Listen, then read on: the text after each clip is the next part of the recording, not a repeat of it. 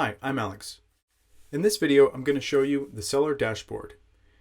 Once you've created your account, sign in and go to your dashboard. To open or close this menu, you can press this button. To change to your buyer account, you can do it here. If you click on this button, it brings you back to your dashboard. This will bring you home. This will bring you to your shop, where you can preview your products. This will show you any messages you have.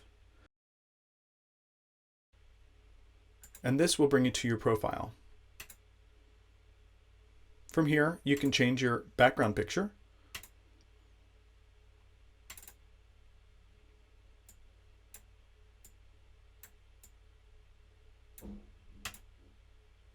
You can choose your preferred dashboard by clicking Buyer or Seller.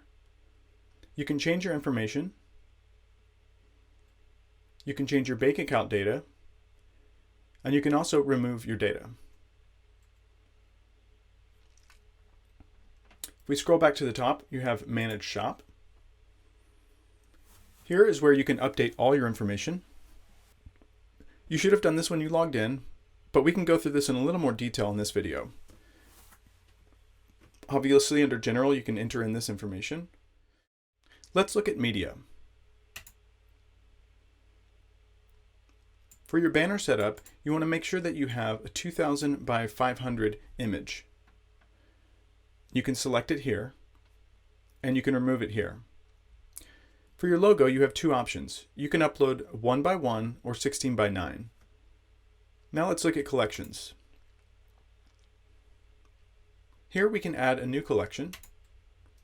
Let's give it a name, My Collection. You can change the URL here.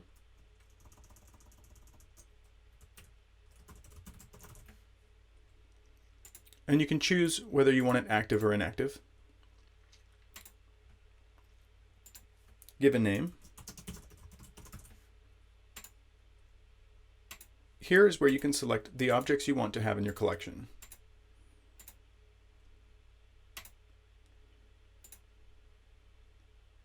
You should upload a custom picture for your collection here. Let's see what this collection looks like now. If we go to our shop,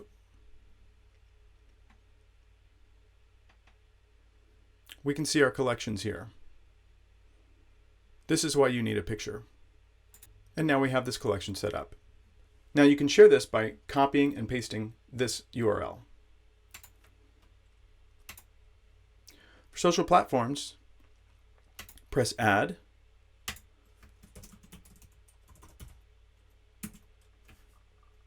Enter your Facebook URL here.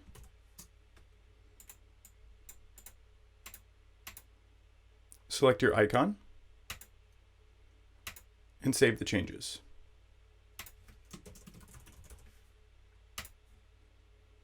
Let's see what this looks like. Now, under your shop name, there's a Facebook icon, and if we click on it, it will bring the user to your Facebook page.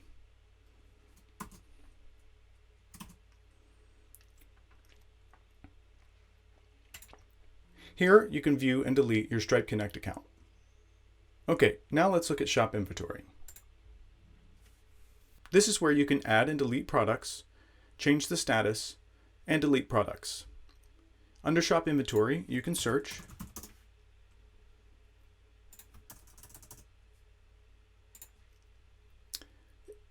You can click on any of your products here. You can edit them. And you can delete them. Let's look at creating a new product. First, you need to give it an identifier. An identifier can be the same as your product name.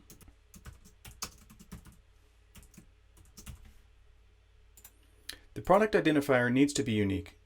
For tax category, enter in digital products. Leave brand blank. And for product categories, you can search to see if there's already a category that fits your product. If not, you can request for a category here.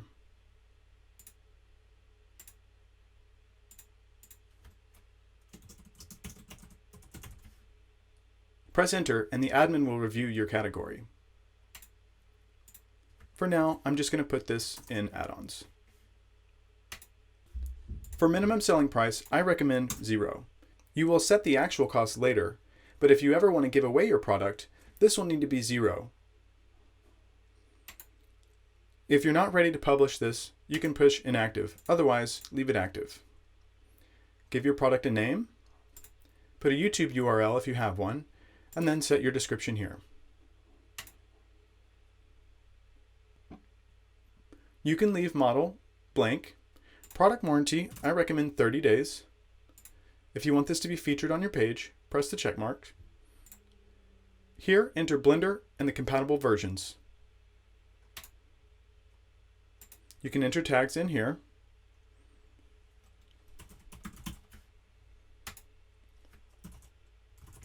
But do not spam tags. Only enter tags that are relevant. For media, make sure to choose an image that shows your product off well.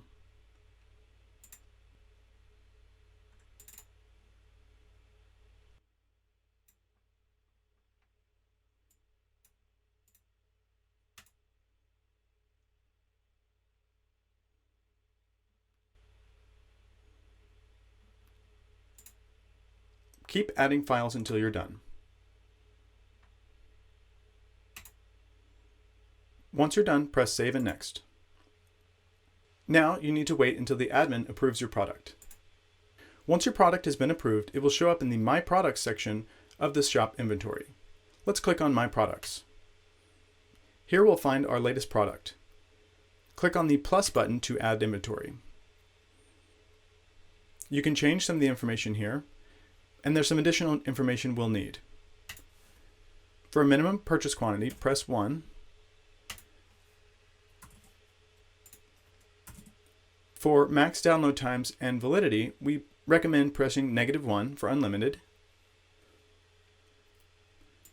If you're ready to publish, keep this as yes. Support this creator, you have 2 options, yes or no. I'll show you both options. Let's start with no. Cost price is how much it costs you. This is usually 0. The selling price is however much you want to sell it for. Let's say $10. You can skip SKU and put any additional comments for the buyer here. At BLENDERender, we have 2 options for you. We can use download link, or we can upload a file. The file must be a zipped folder, and it must be an approved extension. Let's go ahead and upload something. You can see here that it must be zipped folder.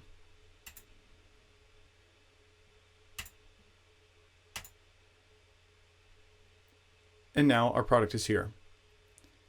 If your zip folder has extensions that are not allowed, you'll get this message, invalid file extension.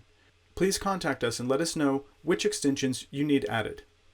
You can contact us at hello@blenderender.com. The other option is to use downloadable links. These can include GitHub, Dropbox, Google, Amazon S3, anywhere that you can download a link. You can even put YouTube links here. I recommend one folder that has all your items inside. So with Google, I can right-click, copy the link to the clipboard, and then paste it here. If I need another link, I can press Enter and paste the next one there. Make sure that your settings are set to public, or if it's password protected, make sure you give the password to your users. Using a link will allow you to update your products without having to log into blenderender.com.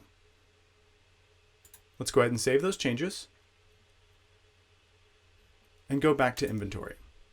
Now we can see that our new add-on is available in our inventory. Let's go look at our shop.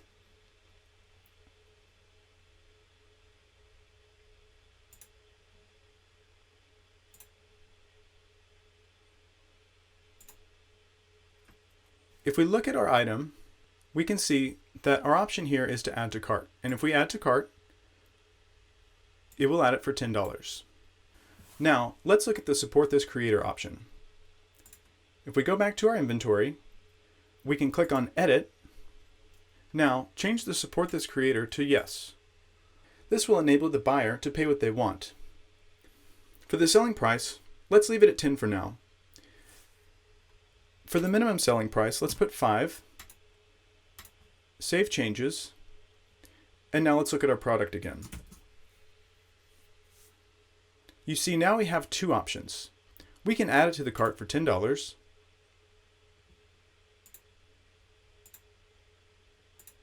or we can pay a lesser amount. Notice that it says minimum amount 5. The user can't put 0 here, but if they want it for $5, they can get it for 5 instead. If you want them to be able to get it for free, you can also put this as 0. Now, users can put 0 and get your product for free. You can also put 0 for the selling price, and this allows them to add it to cart for 0, but if they want to support you, they can choose to support you here. Now, let's look at product tags. Product tags is a great place to add more tags to all your products. You probably won't need to use product options. These are more for slight variations in the same product. Tax categories shows you our tax categories. For tax rates, you can look here, but you don't have to worry about tax categories. We take care of that. If you have submitted any category requests, this is where you would find them. Under sales, the first one is orders. Here we can see all of our orders, and we can also see how many they bought, what they paid, and if it's complete or not. We can also click here to see the sale order. You can search for specific days, status, keywords, price minimum and price max. For instance, if you don't want to see your free products, you can just put 1, and you can see only products that were paid products. Under product reviews, we can see all the reviews for our products. Notice here that it says pending. An admin has to approve every single review to make sure that it's fair. Let's look at related products. Here we can add products that are related to our add-ons. For instance, let's say AP navigation is similar to my add-on. Now when we scroll down, we'll see similar products here at the bottom. Under SEO, we have two options, meta tags and URL rewriting. Here you can add meta tags to help search engine optimization for your products. Here you can change the URL for your add-on. Buyer report gives you the date, the name, and the email of all your orders, as well as your order ID. If you click on the order ID, it will bring you to the sale order where you can review details. You can also search and put date ranges.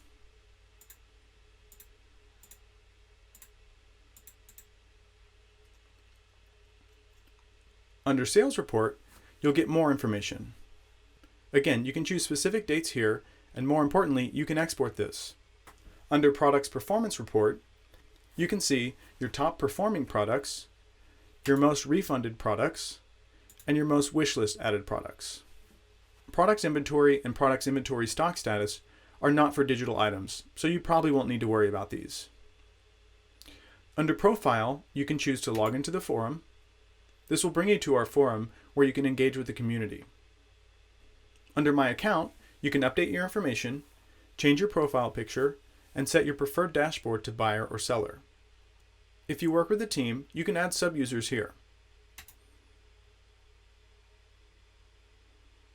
You can find where users have contacted you under messages. If you need to update your email or change your password, you can do it under Update Credentials. Let's take a quick look at Import-Export. If you have many products, we'd be happy to walk you through this process. So reach out to us at hello@blenderender.com. If you have any questions, please let us know.